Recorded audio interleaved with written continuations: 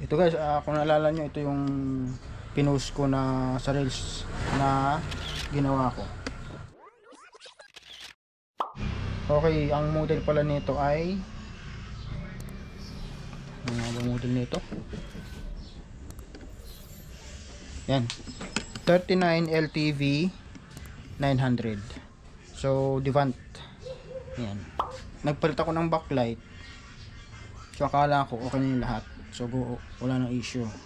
So habang inobserbahan ko to, bigla na lang nag-flickering yung display, nag-flirt pa pala, may issue pa yung LCD. Yan o, nag-flickering.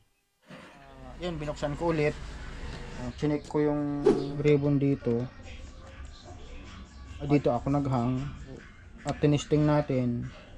So napansin ko na dito yung nagpo-flirt na display, kahit wala siyang image o walang display, pero yung screen dito sa left side, dun may gumagalaw. Kaya dito tayo magre-repair sa left side na ito. Dito hindi naman tayo pwedeng maghang na kasi nandito yung LVDS. So kung maghahang tayo, diretso na dun sa LC1 hanggang HC1 to HC6. Yan. So ang gagawin natin ay ihang ko muna yung LC1 at LC2 nitong left side. Yan. So dito tayo sa side na ito nagtanggal ng LC1, LC2. So hindi na siya nagpa-flirt. Kaso nga lang mayroon pa rin natirang mga ayun lines na pumipitik-pitik pa rin. Kita ba? Ayun, may mga lines na pumipitik-pitik. Ayun kung makita. Ayun.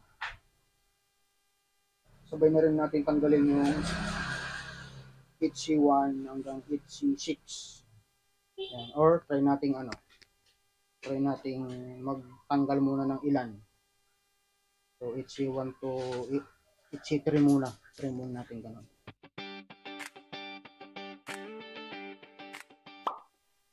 Okay, lalong lumala. Aray ko. Lalong gumaspang. Ayan na.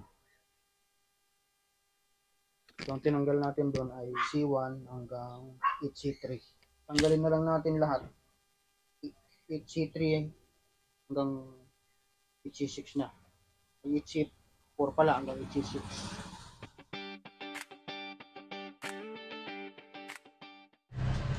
Okay, yan, okay na guys. Kinis pa naman. Yan, kinis pa naman. So pwede na. Yan.